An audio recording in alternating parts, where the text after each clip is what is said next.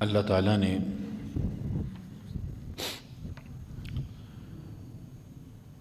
ہم تمام انسانوں کو اس دین اسلام کے ذریعے بے شمار مسائل کی طرف رہنمائی دی ہے، اور وہ ایسے مسائل کہ جن کا تعلق چاہے گھر سے ہے چاہے گھر کے باہر سے ہے، اگر ہم ان کو سمجھنا چاہتے ہیں، ان کے بارے میں رہنمائی حاصل کرنا چاہتے ہیں، تو قرآن سے بڑھ کر اس کائنات میں اور کوئی بھی کتاب نہیں۔ تو قرآن مجید اور ہمارے پیارے نبی صلی اللہ علیہ وسلم کی احادیث، یہ وحی الہیہ جو دو طرح کی ہے، تو یہی اصل میں ہم تمام انسانوں کے لیے راہ ہدایت ہے۔ اللہ تعالیٰ نے اس قرآن مجید میں جہاں عبادات کا نظام دیا، تو وہاں ہی معاشرت کا بھی ایک بہت بڑا نظام موجود ہے، اور معاشرت میں جو بنیادی چیز ہے وہ ہے گھر، کہ جس کو اس معاشرے کی بنیادی اکائی بھی کہتے ہیں۔ یعنی معاشرہ اگر وجود میں آتا ہے تو وہ گھر سے آتا ہے۔ تو دین اتنا خوبصورت ہے کہ اس نے نہ صرف باہر کے ماحول کے حوالے سے تعلیمات دی ہیں، بلکہ گھر کے ماحول کے حوالے سے بھی تعلیمات دی، اور یہ تعلیمات اتنی وسیع ہیں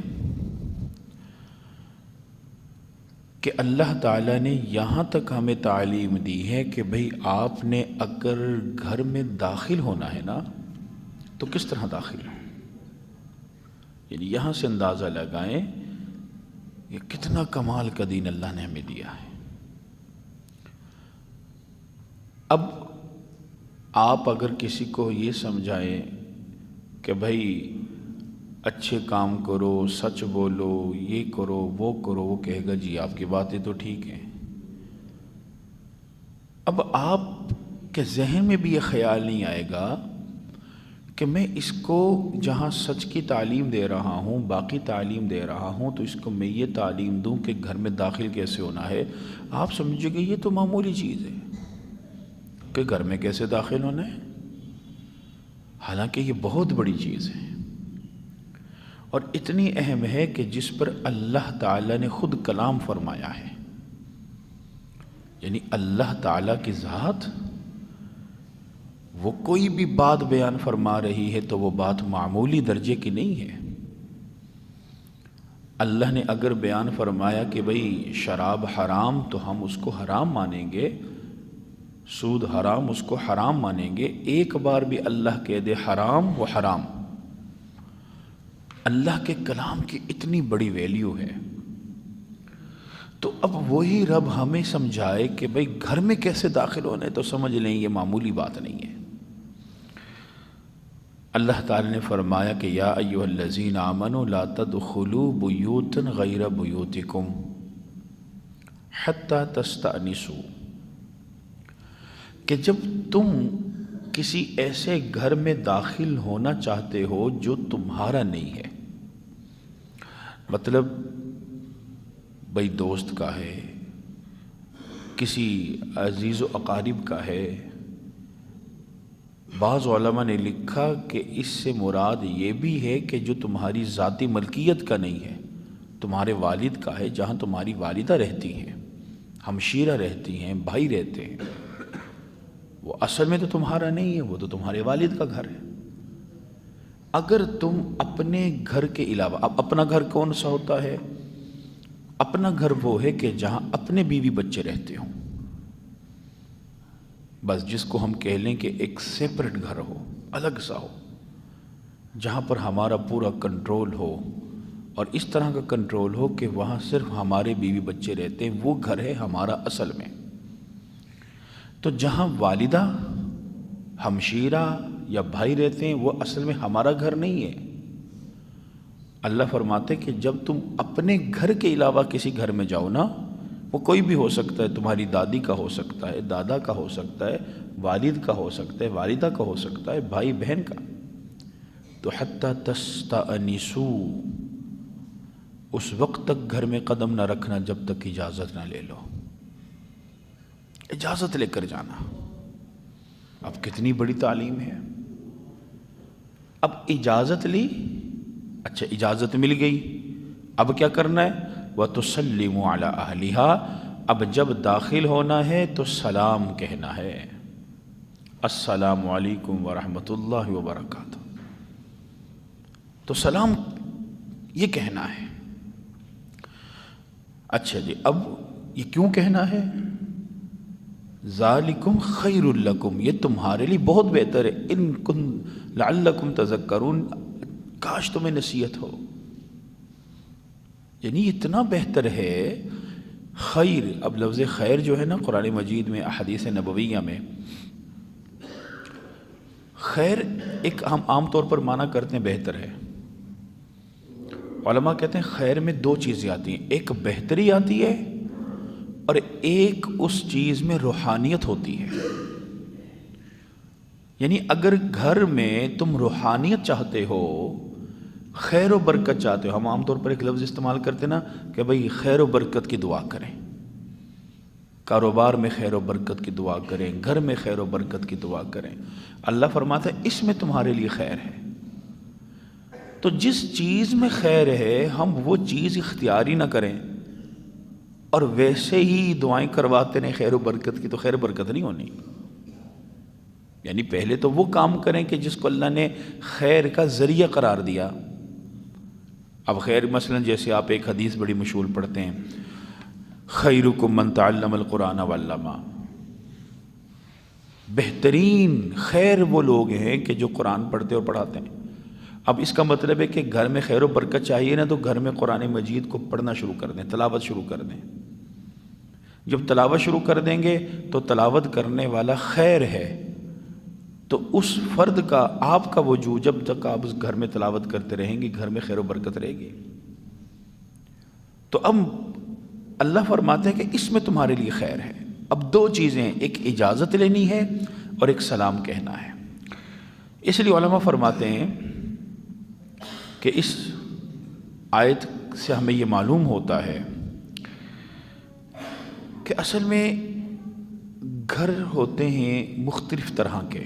مثلا جیسے ابھی میں نے کہا کہ ایک تو وہ گھر جو آپ کا اپنا گھر ہے جہاں آپ کے بیوی بچے رہتے ہیں۔ اب یہاں اگر آپ داخل اپنے گھر میں جانا چاہتے ہیں تو اسلام کہتا ہے ٹھیک ہے، آپ بے شک نہ اجازت لیں، آپ کا اپنا گھر ہے، لیکن ایک کام ضرور کر لیں جو بہتر ہے دین میں۔ وہ کیا ہے؟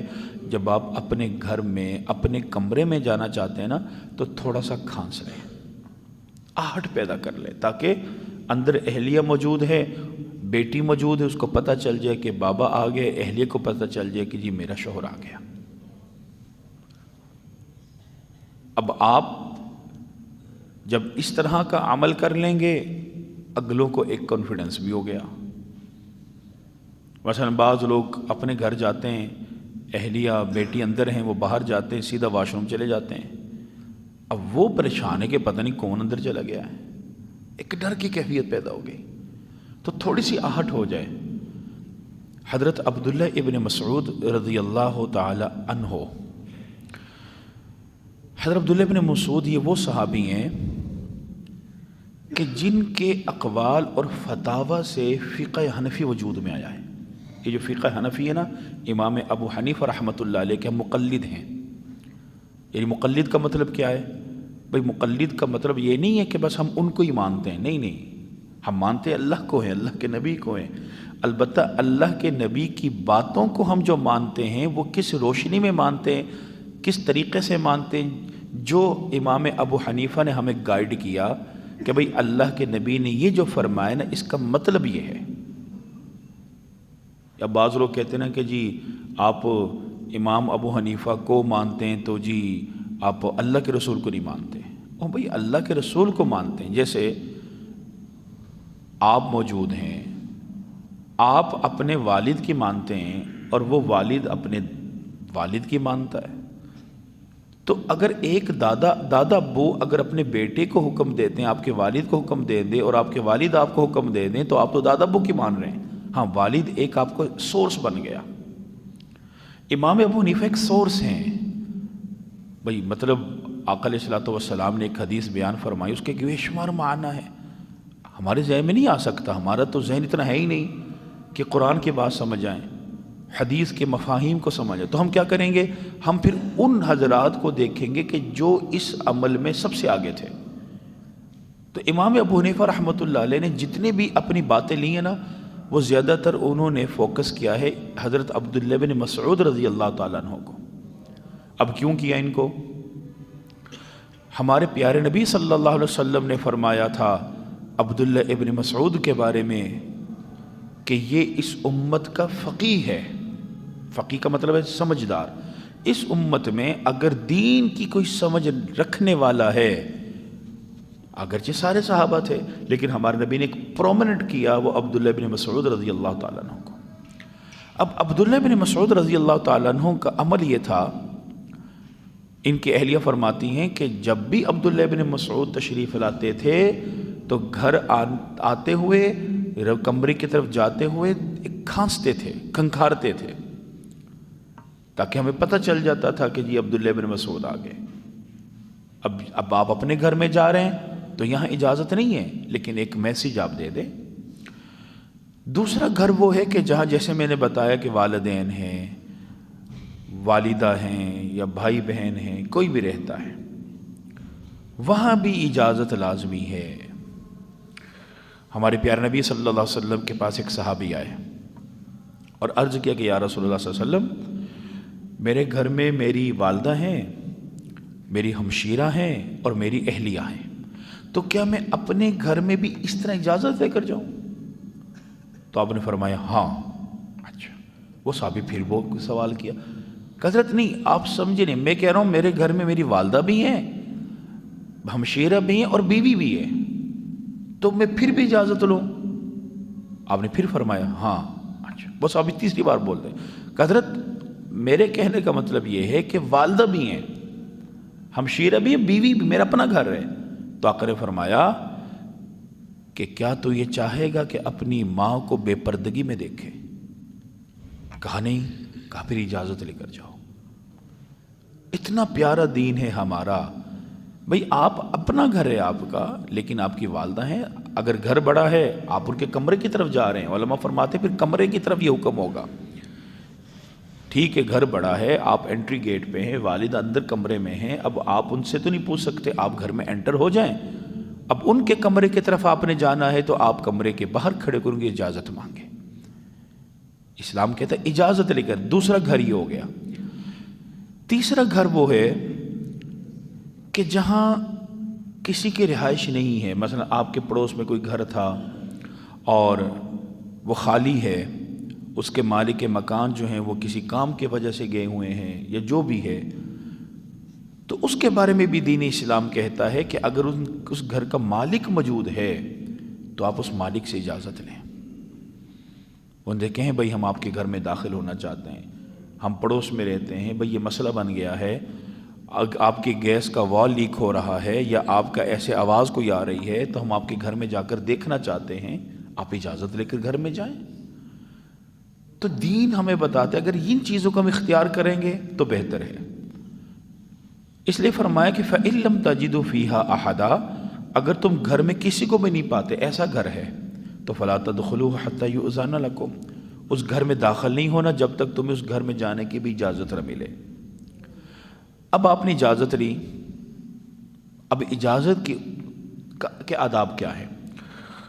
علماء فرماتے ہیں کہ اجازت کا ادب یہ ہے کہ جب آپ اجازت لینا تو پہلی چیز یہ ہے کہ جیسے آج کل تو ڈور بیل آ گئی، آپ گھنٹی آپ نے بجا دی، اور گھنٹی بجائیں تو پوچھیں کون، تو آپ اپنا پورا نام بتائیں کہ جی میں اس طرح آیا ہوں، میرا یہ نام ہے اور میں ان سے ملنا چاہتا ہوں۔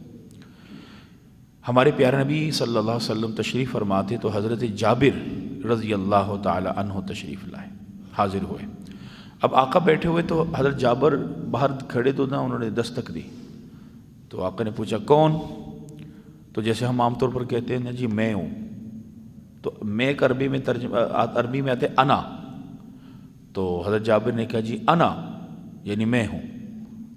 آپ نے پھر پوچھا کون؟ کہا جی انا میں ہوں۔ آپ نے کہا یہ میں کیا ہوتا ہے، تمہارا کوئی نام نہیں ہے؟ کہا جی میں جابر ہوں۔ کہا اب اندر آ جاؤ۔ تو اب باہر کھڑے ہو کر یہ کہا جی میں آیا ہوں، بھائی میں کون؟ اسلام کہتا ہے ادب یہ ہے آپ پورا نام بتائیں، جی یہ میرا نام ہے اور میں آیا ہوں۔ دوسری چیز یہ ہے کہ جب آپ اجازت لیں تو علماء فرماتے کہ حدیث سے ثابت ہے کہ آپ گھر کے دروازے کے بالکل سامنے کھڑے نہ ہوں، آپ ایک طرف کھڑے ہوں۔ بھائی کیوں؟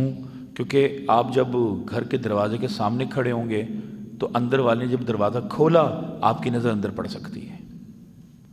اور آقا علیہ الصلوۃ والسلام نے یہاں تک فرمایا کہ اگر تمہارے گھر کی طرف ایسے کوئی آنکھ اٹھا کر دیکھ رہا ہے اور تم نے پتھر لے کر اس کی آنکھ کو پھوڑ دیا تو تم پر کوئی قصاص نہیں، کوئی جرم نہیں۔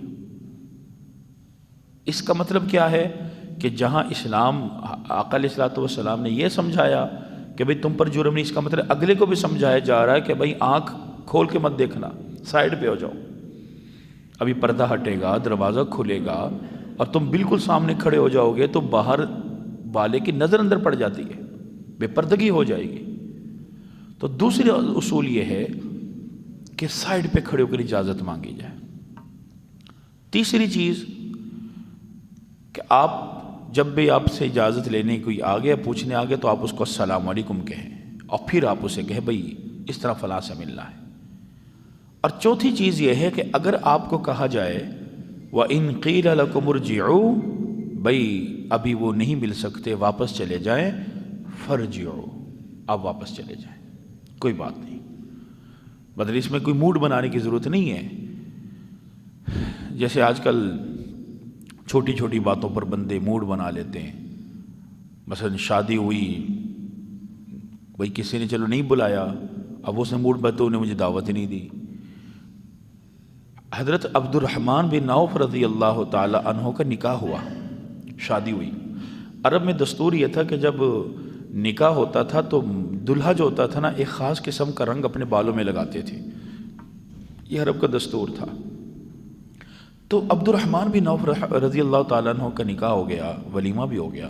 کچھ دنوں کے بعد حضور کی مجلس میں حاضر، تو آپ نے دیکھا بھئی تمہارے یہ سر پر رنگ لگا ہوا ہے۔ تو پوچھا عبد الرحمن یہ رنگ کیسا ہے؟ کہا میری شادی ہو گئی ہے۔ اچھا تو ولیمہ تو کھلاؤ۔ اچھا آپ نے یہ نہیں کہا کہ تم نے بلایا کیوں نہیں؟ صحابہ نے یہ نہیں پوچھا بھئی ہمیں دعوت ہی نہیں دی؟ نہیں، آقا نے بھی نہیں پوچھا۔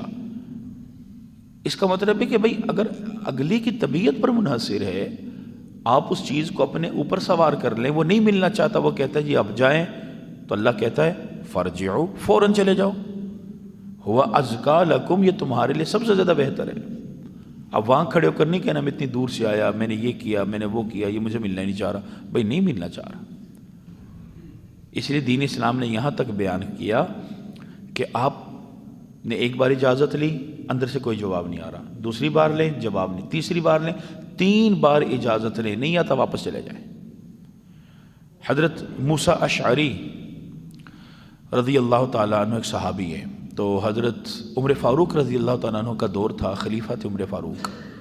عمر فاروق اپنے گھر میں تھے تو حضرت ابو موسیٰ آ گئے، تو انہوں نے آ کر دستک دی، تو عمر فاروق رضی اللہ تعالیٰ عنہ کو آواز آ گئی، تو آپ نے کہا اچھا میں آتا ہوں، لیکن ان کو آواز نہ آئی حضرت ابو موسیٰ کو۔ دوسری بار دستک دی، پھر تیسری بار دستک دی، تو عمر فاروق پھر گھر سے باہر نکلے، دیکھا کوئی نہیں تھا، تو ساتھ والوں سے پوچھا بھئی یہ دستک کون دے رہا تھا؟ کہا جی ابو موسیٰ اشعری۔ کہا پھر وہ رکے کیوں نہیں؟ تو حضرت عمر فاروق ابو موسیٰ اشعری کے پیچھے چل پڑے، تو ابو موسیٰ اشعری کسی دکان پر ملے گئے، تو کہا آپ آئے تھے؟ کہاں؟ کہا دستک آپ نے دی تھی؟ کہا جی۔ تو کیا مسئلہ تھا، آپ پھر چلے گئے، چلے کیوں آئے؟ تو ابو موسیٰ اشعری فرماتے کہ میں نے اللہ کے نبی سے سنا ہے کہ جب 3 بار دستک دو اگلا جواب نہ دے تو واپس پلٹ آؤ۔ تو اسلام یہ آداب سکھاتا ہے۔ یہ تو ہیں گھر کے اندر داخل ہونے کے آداب۔ اب کچھ آداب ہیں گھر کے اندر اجازت لینے کے، یہ تو وہ آداب ہے نا جو آپ نے باہر سے کوئی آ رہا ہے۔ اب گھر کے افراد ہیں، گھر کے افراد کے لیے بھی کچھ مقامات پر اجازت لازمی ہے، اور اللہ رب العزت نے فرمایا بھئی گھر میں تمہارے چاہے چھوٹے بچے بھی ہوں، تمہارے ملازمین ہیں، اب باہر سے جو آئے گا وہ تو اجازت لے گا ہی نا، ہاں وہاں چھوٹے بچوں کو نہیں، اسلام کہتا ہے چھوٹے بچوں کو گھر کے اندر آنے دیں، پڑوس کے بچے آگے ٹیوشن پڑھنے آگے کوئی مسئلہ نہیں، لیکن وہ بچے کہ جو ابھی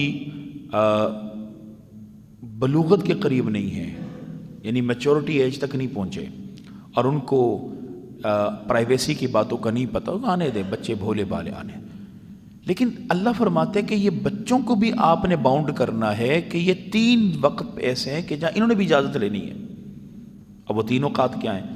اللہ رب العزت نے فرمایا کہ یا ایھا الذین آمنوا لیستأذنکم الذین ملکت ایمانکم والذین لم یبلغوا الحلم منکم، کہ اگر تمہارے گھر میں چھوٹے بچے ہیں چاہے ملازمین ہیں، ان کو سکھاؤ کہ 3 مرات وہ 3 اوقات میں اجازت لیا کریں۔ پہلا وقت من قبل صلاۃ الفجر، نماز فجر سے پہلے۔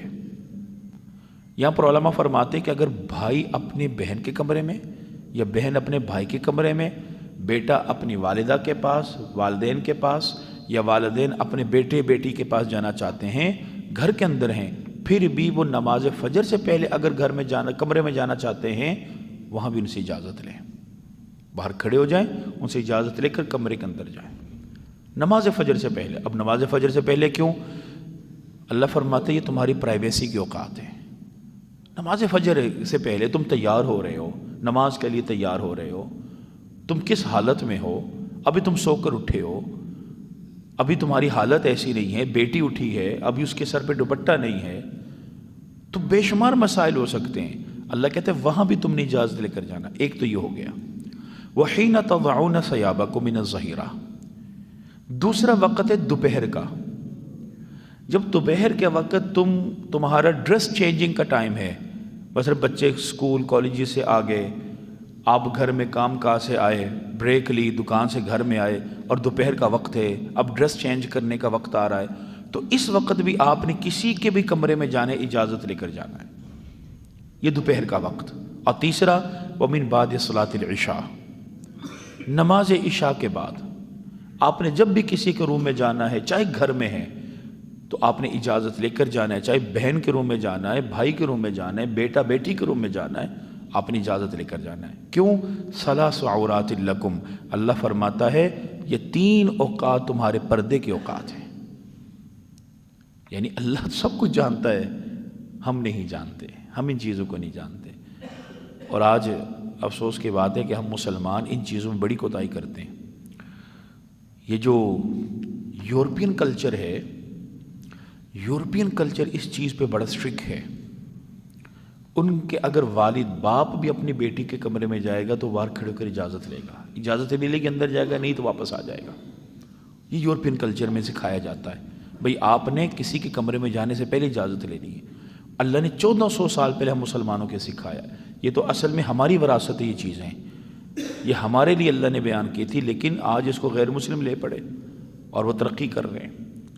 تو اس لیے اجازت لینا ایک بہت بڑا چیپٹر ہے، اور یہ تو چند باتیں میں نے آپ حضرات کے سامنے کی۔ اللہ تعالیٰ نے ہمیں بڑی تعلیم دی ہوئی ہے کہ بھئی آپ نے کسی کے گھر میں جانا ہے کیسے جانا ہے، اپنے گھر میں رہنا ہے کسی کمرے میں جانا ہے کیسے جانا ہے۔